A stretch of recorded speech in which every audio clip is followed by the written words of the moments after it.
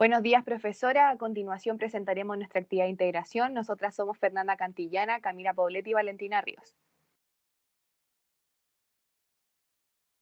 Respecto al caso, nuestra usuaria es Silvia, tiene 72 años, reside en la comuna de La Florida, usa silla de ruedas y su motivo de consulta es atención en rehabilitación ambulatoria de kinesiología y terapia ocupacional, luego de haber estado hospitalizada por 2 semanas tras un ACV isquémico izquierdo en la arteria cerebral media.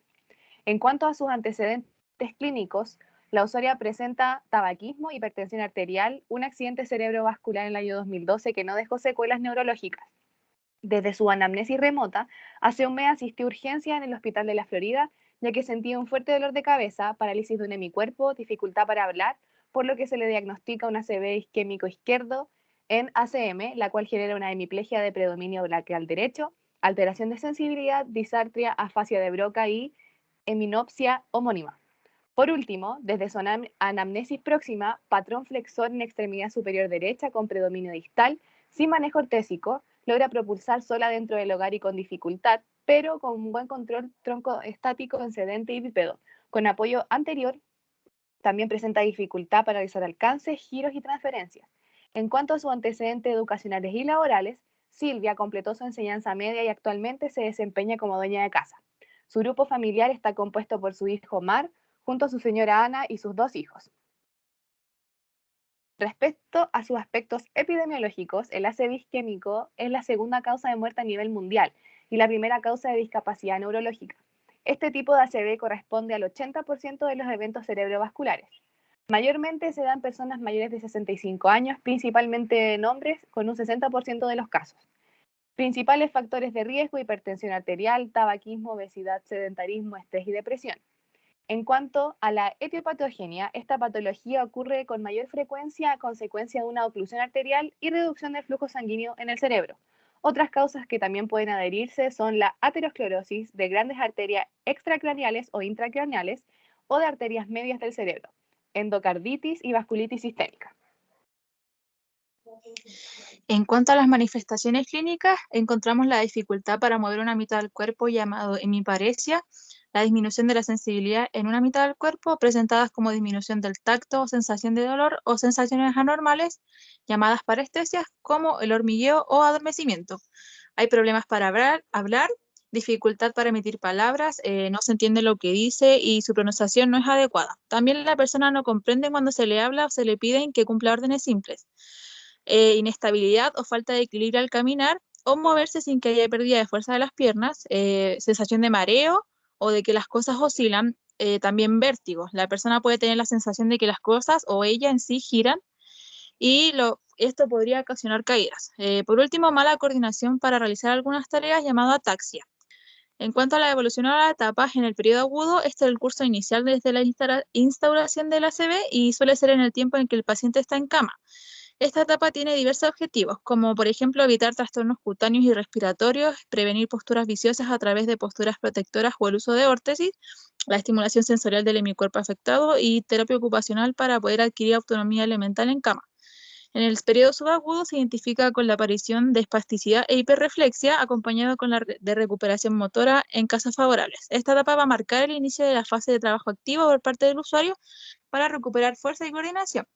Hay corrección de deformidades ortopédicas ya instauradas con indicación de órtesis, reeducación propioceptiva y de coordinación y terapia ocupacional orientada en ABD básica e instrumentales. En el periodo de estado, aquí ya se ha alcanzado la estabilidad del cuadro. Hay adaptación a la situación funcional que resta y del entorno del usuario. Se utilizan técnicas de recuperación de la marcha, la reevaluación de órtesis funcionales y la valoración de uso de ayudas técnicas. Por último, en el ACV estabilizado se puede prevenir el tratamiento de las complicaciones, mantener o recuperar funciones orgánicas, recuperar capacidades funcionales perdidas y adaptación a las funciones residuales. En cuanto a las alteraciones anatómicas o biomecánicas, desde las alteraciones anatómicas el origen es una hemorragia en el cerebro o en su proximidad. En este tipo de ACV se rompe un vaso sanguíneo de forma abrupta, lo que sea a la agregación natural en un área específica, ya sea por oclusión o ruptura de un vaso sanguíneo. En cuanto a las alteraciones biomecánicas, puede haber existencia de contracturas, subluxación de hombro, espasticidad, transiciones, marchas y limitaciones funcionales. En cuanto al pronóstico, más frecuentes de los ACV isquémicos podemos encontrar la debilidad o parálisis, generalmente de un lado del cuerpo, la falta de sensación de un lado del cuerpo, la pérdida de sensibilidad de un lado del cuerpo, problemas con el habla para leer y escribir y dificultades con la memoria y la concentración. En cuanto al tratamiento, en cuanto a la prevención y el tratamiento de las complicaciones, se realizan cambios posturales frecuentes y buena instalación del usuario en la cama con uso de un colchón antiescala. Un problema frecuente como complicación es la depresión, como una reacción frente a la experiencia que está viviendo la persona. También dentro del tratamiento se busca recuperar las capacidades funcionales perdidas a través de la rehabilitación propiamente tal, y la espasticidad y sus complicaciones se controlan mediante el uso de posturas preventivas, cinesiterapia, uso de fármacos antiespásticos, sistémicos o locales, y con órtesis o férulas. En cuanto a la rehabilitación motora, según la localización, se busca recuperar fuerza, equilibrio y coordinación. Al diseñar un programa terapéutico se tienen que considerar las alteraciones espásticas sensitivas y de la percepción, ya que estas influyen en la recuperación del esquema motor. Algunos de los métodos más utilizados en las patologías neurológicas está en la técnica de Bobat, la facilitación neuromuscular propioceptiva, y también desde el tratamiento se busca con las ABD lograr la máxima participación del usuario. Y también estas ABD se pueden trabajar a partir de adaptaciones de las funciones residuales, en donde las adaptaciones se usan para ayudas para protección y cuidado personal, movilidad personal, actividades y tareas domésticas, manipulación de productos y mercancías, actividades recreativas y de tiempo libre, y también mobiliario y adaptaciones para la vivienda. Además, en las adaptaciones de las funciones residuales se realiza mediante el uso de órtesis, que los métodos más usados son las férulas en posición anatómica o funcional, y también el uso de ayudas técnicas para prevenir, compensar, mitigar o neutralizar la deficiencia de la discapacidad. En cuanto a las evaluaciones, el primer aspecto a evaluar es sensibilidad. Se utilizó una batería de sensibilidad en donde la usuaria presenta dificultad sensitiva superficial respecto a lo táctil, manifestándose como parestesias. También se observa presencia de hemiparesia con predominio braquial derecho, lo que provoca los problemas en la propulsión que presenta el usuario. En segunda instancia se evalúa el ROM a través de goniometría, en donde al evaluar el ROM de miembro superior, la usuaria presenta una disminución tanto en el ROM pasivo como activo de miembro superior, pero esto se ve especialmente en la extremidad derecha a causa de la hemiplegia que presenta. Asimismo, en miembro inferior, la usuaria cuenta con un ROM disminuido debido al tiempo de hospitalización que tuvo, y también por el uso de su silla de ruedas.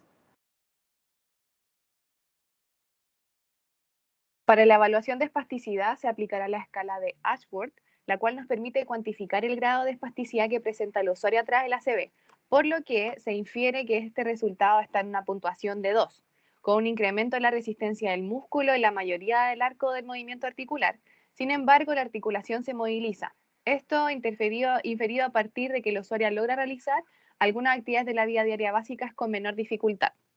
Finalmente, para evaluar las actividades de la vida diaria básicas, aplicaremos el test de funcionalidad de Dutch, cuya aplicación nos permitirá identificar en qué actividades el usuario ha estado presentando dificultades en la última semana, al igual que la gravedad o severidad de ciertos síntomas.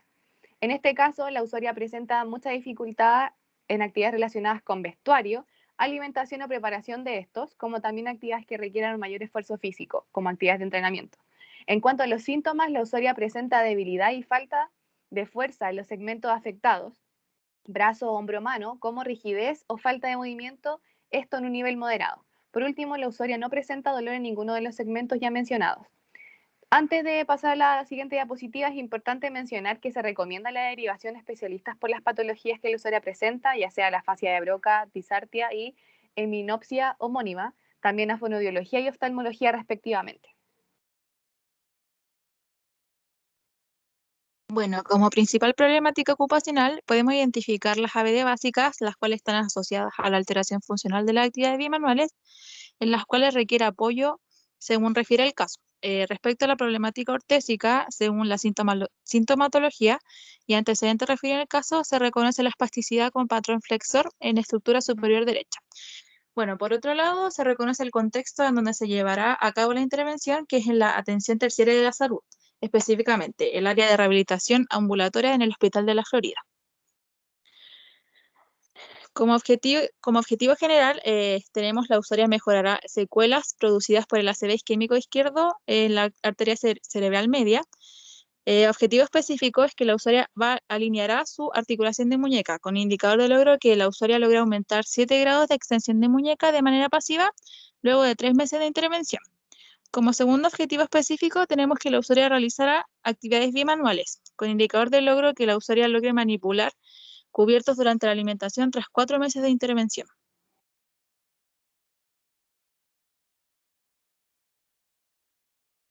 En cuanto a la propuesta de intervención ortésica, las características de la órtesis es una órtesis estática, la cual inmoviliza, alinea y estabiliza los dedos y la muñeca.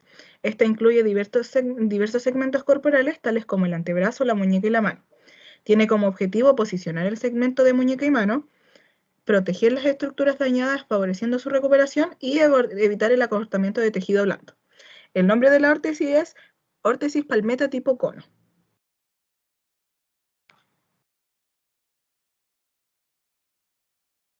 Dentro del análisis ortésico, según la clasificación de ASH, esta órtesis recibe el nombre de órtesis de inmovilización de muñeca en extensión tipo 0,16, donde dentro de las fuerzas aplicadas, como se aprecia en la imagen, encontramos la fuerza de potencia en antebrazo por anterior, la resistencia en la articulación de muñeca y el fulcro en el extremo superior distal derecho.